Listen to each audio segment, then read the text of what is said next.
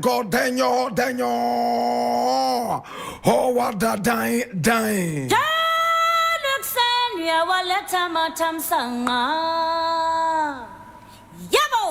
This is the voice of the patriot. Now here we speak truth to power. We don't criticize, but if we must criticize, we'll do that on one condition: to build and not to destroy. That is why we keep saying we are in the service of God and country. This is the voice of the patriot, the voice of the people, and the voice of the people is the voice of God.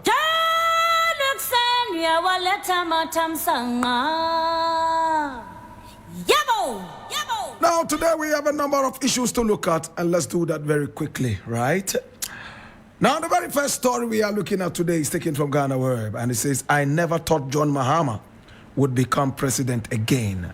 And who is speaking are not Dompre. The member of parliament for Nsawam Adwajiri, Frank Anodompre, has expressed his astonishment at John Dramani Mahama's return as president of Ghana, following his victory in the 2024 general elections. Now, the lawmaker stated that he had completely dismissed the possibility of President Mahama making a political comeback to lead the country.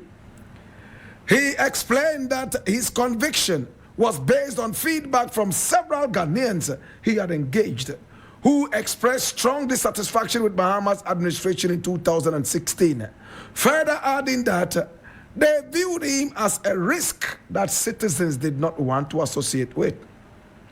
I never thought President Mahama would be president again. I believed it because from what I was seeing in the country and the feedback I was getting from people was that he was a risk they did not want to take due to his former governance. He said during an interview on Star FM on February 20, 2025, that's yesterday. Now, the minority chief whip recognized President Mahama's remarkable achievement in garnering a large number of votes and increasing the margin of victory against the New Patriotic Party, which he had anticipated would win. He added that following the NDC's victory, he conceded his previous misconception, realizing that God governs the affairs of humanity and not solely what man believes should happen.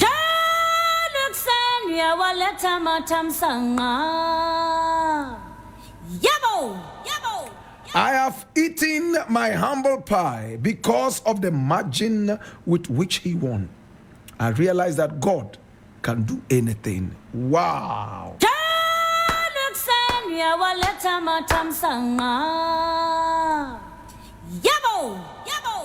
These are the people who are blinded by arrogance and opulence. Yesi etiye ma aure free. My brother, we those who were suffering the pain knew that your party would never win. I came out point blank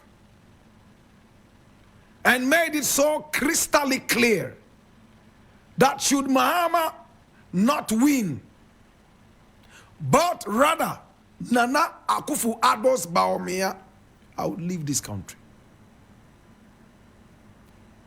All Ghanaians heard this. It was clear. If Baomia won the election, Blakk Rasta was going to pack bag and baggage and leave. And the reason was that I would have realized by then that Ghanaians are actually numb to pain. I made it clear. We knew that Baomia, Nana Akufo-Addo's mate, driver's mate, was going to lose the election. Judging from the wanton corruption, the arrogance, the stealing, the corruption, we knew that the Nana Akufo-Addo government had failed. I may have to tell you some other thing. Towards the end of Nana Akufo-Addo's government, he became extremely selfish. He wanted to be president and he had become president. He didn't care what would happen behind him. No wonder we are told from the grapevine that he never supported Baomia with a penny during his campaign. As to how true that is for you all to go search. My brother, my sister, Bawumia was bound to lose the election. The NPP had performed so abysmally terrible. Every Ghanaian was crying. If governance was all about borrowing, I think any empty-headed bloke could be president of this country. That was what Nana Akufo-Addo was doing. Borrowing through his cousin, Ken Ofori-Atta, as if they had no brains. They borrowed this country into oblivion. They borrowed this country into a sinking Titanic. At the end of the day, my brother, my sister, they still believed that they had done well enough to be retained in power. We heard Nana Akufo-Addo say, I will never hand over power to any other party than my own NPP. After having performed so abysmally, insulted Ghanaians and their sensibilities, insulted chiefs and kings, parading himself and gliding in the atmosphere like a king in a palanquin of arrogance. I'm shocked that people like Anodon Pre and the rest. Well, I am not shocked. Me say, at a year, my referee, if they were in our shoes and feeling the pain of the ordinary Ghanaian, they would dare never have thought that NPP would retain power. Breaking the 8 was the most annoying motto they had. Breaking the 8 was more annoying than mentioning the name of Satan 1 billion times. I said, breaking the 8 was more annoying than a handshake with Satan. Better still than a dinner with Satan. My brother, breaking the 8 on one side and having a dinner with Satan, I will choose having that dinner with Satan. I was so fed up with this government. Today, Anodon Pre tells us that he is still shell-shocked. And he is saying that the victory of John Dramani Mahama was divine.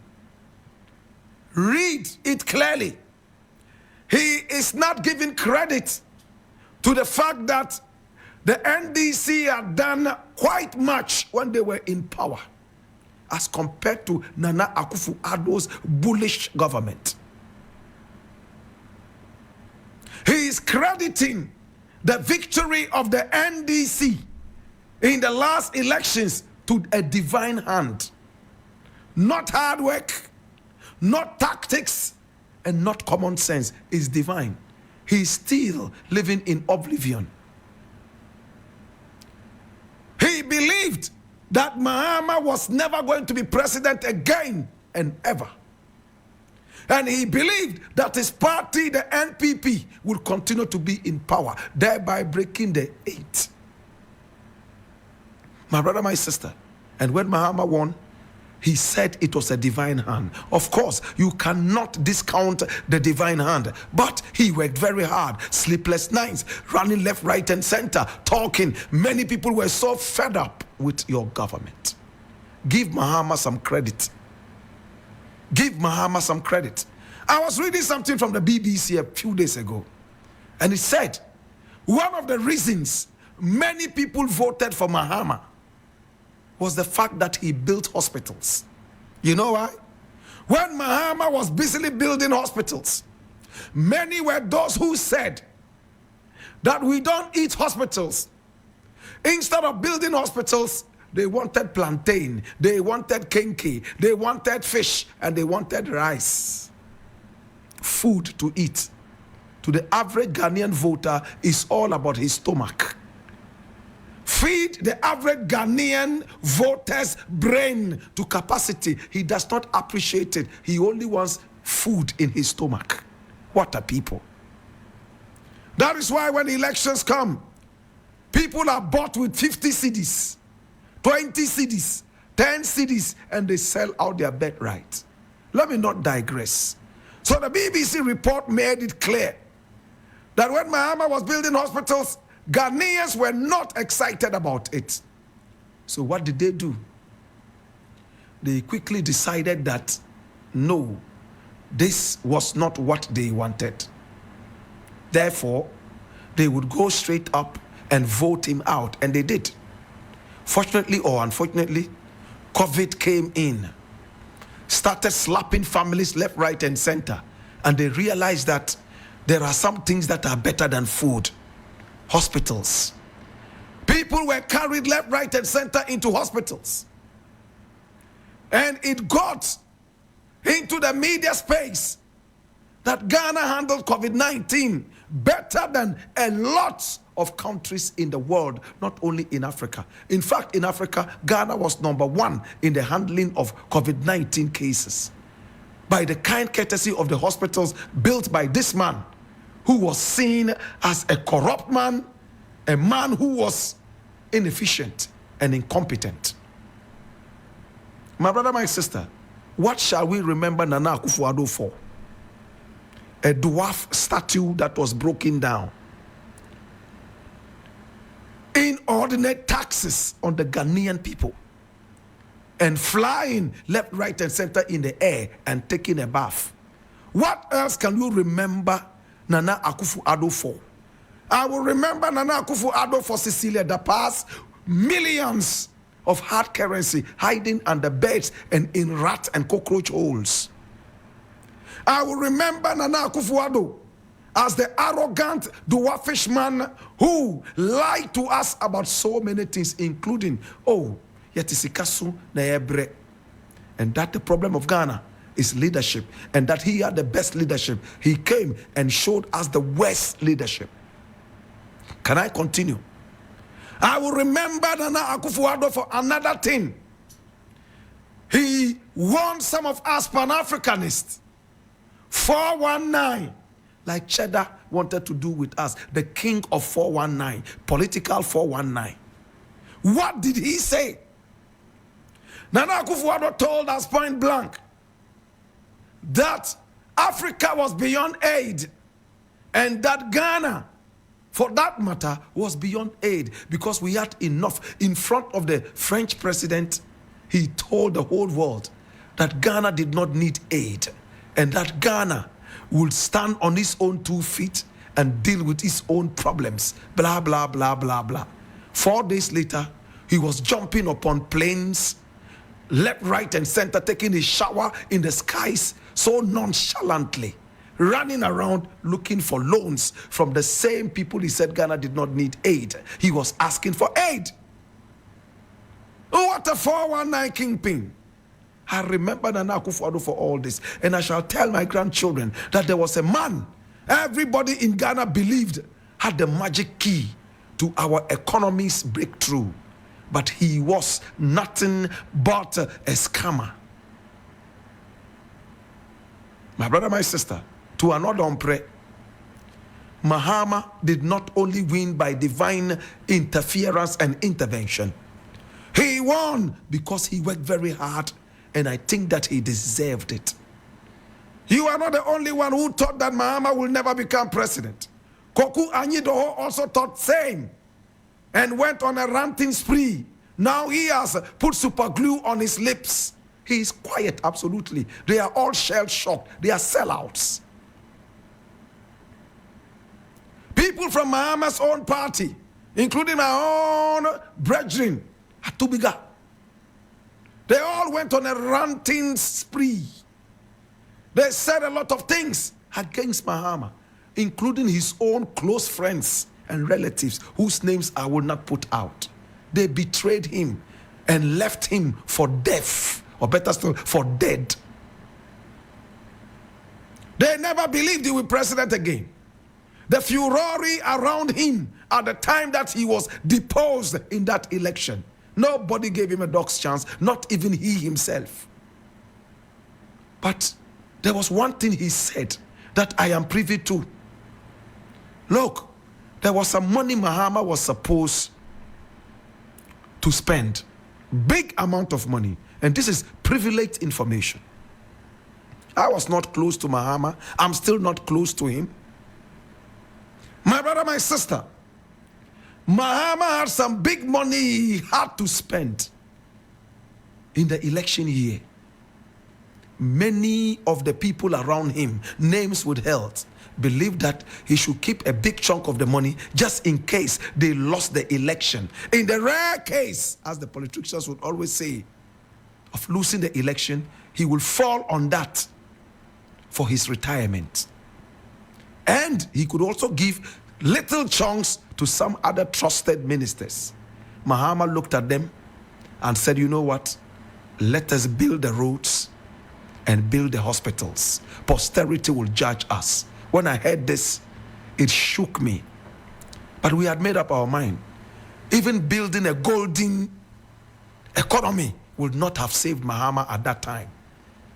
You see, Akufo-Addo enye no fe. At that time, Mahama had become the Akufo. No amount of Azonto could save him from the claws of the hawk. No amount of Al-Qaeda dance, Mezob, no amount of dance, Balogo, Damba, Adwa could save Mahama from the claws of this dangerous hawk.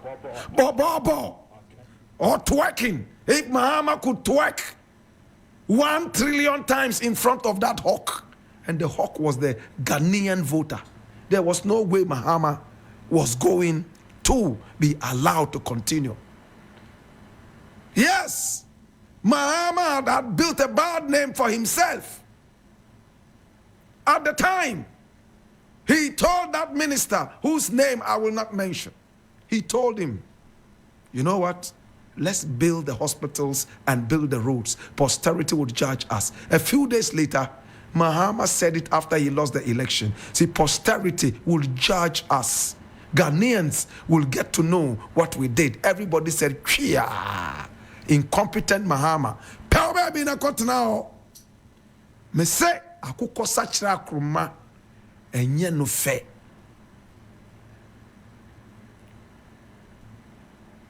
Ose akruma so anchi akukoba. But at the point, he was seen as akruma. They kicked him out. We kicked him out, including myself.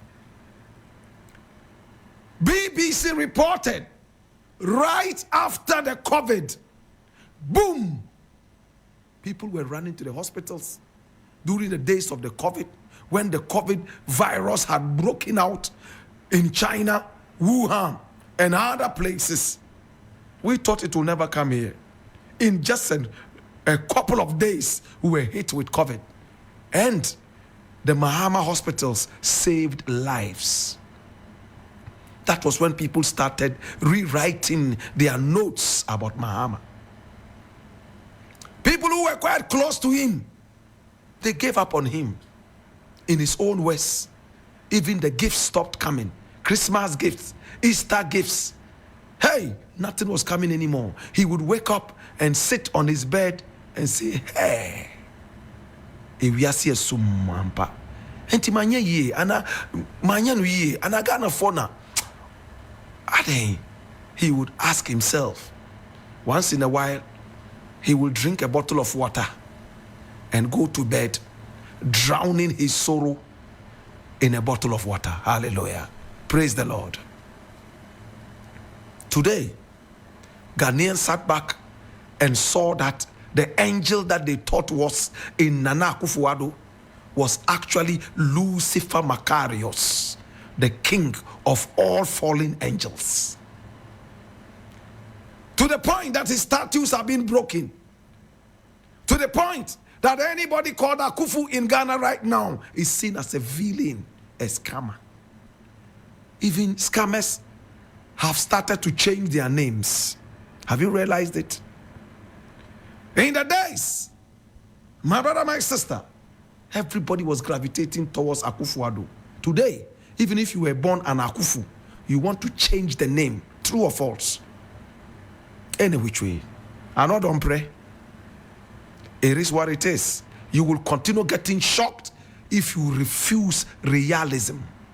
That is what has hit you and your party. I'm sure Baumia is even more shocked. But Why should you be shocked if you were only a mate? You were totally torn away from the reality on the ground. May these people suffer for what they did to Ghana. I leave them here, such dangerous scammers.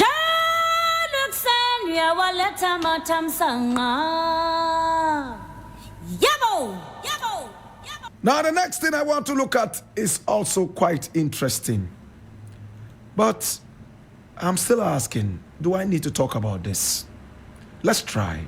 This one I'm reading from 3news.com, and it says, Akufo-Addo blames economic crisis and protest for his government's unpopularity. Listen on.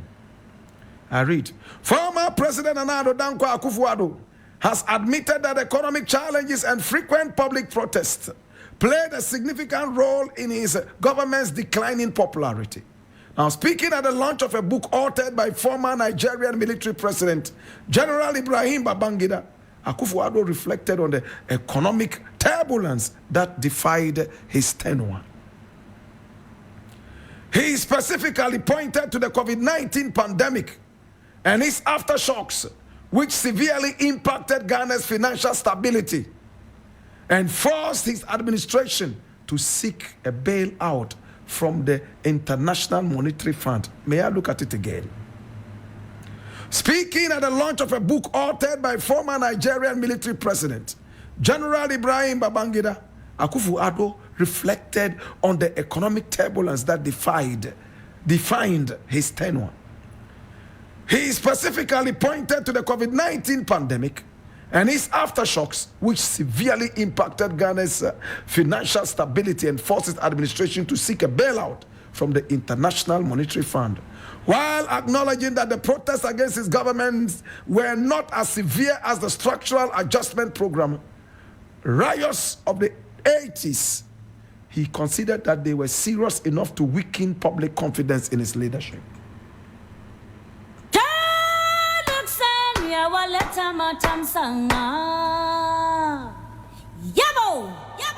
My brother, my sister, we still have an ostrich former president. He's an ostrich. You know how an ostrich behaves? An ostrich refuses to stay with reality. He's saying that economic turbulence and protests defined his rulership and therefore weakened public trust in his governance. Right? My brother, my sister, he didn't tell us what happened and how he approached those. Why were people protesting? They protested because they were going through hardship. My brother, my sister, his cousin was borrowing with no common sense. Borrowing left, right, and center, benefiting his data bank. I'm glad that the office of the special prosecutor is on the heels of this man. He borrowed Ghana into inundation. He borrowed Ghana into oblivion. Jesus have mercy. He brings tears into my eyes. Forgive me. My brother, Ghanaians went down flat. Only members of the NPP were rich. Wanton corruption, he didn't mention that. Millions were found in party members' houses and the beds in rat holes and cockroach holes. They had so much money that their maid servants and house helps could steal as much as they could, buy houses outright, and they would never know because it was almost like a drop in the ocean. My brother, my sister, I am hurt to the bongo clippings. Hey! An ostrich is telling you, oh, economic crisis, the COVID-19 pandemic. You were collecting taxes long after COVID-19 was gone. You still collected COVID-19 tax until you left office. It was a blessing to you. COVID-19 was a blessing to Nana Akufo-Addo. Imagine those hospitals built by Mahama were not there. We all would have died here like chicken, suffering from coccidiosis. Coccidiosis, you know that, right? My brother, COVID-19 was a blessing. And when the finance minister, Kenoforiata, the borrow happy Kenoforiata, when he caught COVID, you know what he did? He flew abroad for treatment, whilst me and you, who employed him as the finance minister, we stayed here and died like chicken. By the kind courtesy of the hospitals built by the former administration, some of us survived. That's why we brought back Mahama. So Mahama must understand that his legacy is what has brought him back, of course with a divine hand. Therefore, that legacy must continue to fly. Therefore, that legacy must continue to be strong. My brother, my sister, as it stands right now, it is so hurtful how we behave. Oh, but it is what it is. It has shocked them. I am happy that they are all shocked, and I am glad that Ghanaians have trust in this government. Now Ghanaians are watching. The president must continue to work very hard, or else the same fate that befell Nana Akufo-Addo's arrogant government will befall this same government. But the way Mahama is already moving, I see a lot of action. I see a lot of power. Kotoka International Airport, the name is going to be changed. I am happy. Ministers cannot fly first class and business class anymore. I am happy. Finally, my brother, my sister, they are running after the thieves who stole a lot from Madagascar. In the name of oral, we are seeing a lot of them sweating and fretting. Some threatening that they will not make themselves available. My brother, my sister, I would like to end it all here. This has been the voice of the patriot, and my name, Blakk Rasta.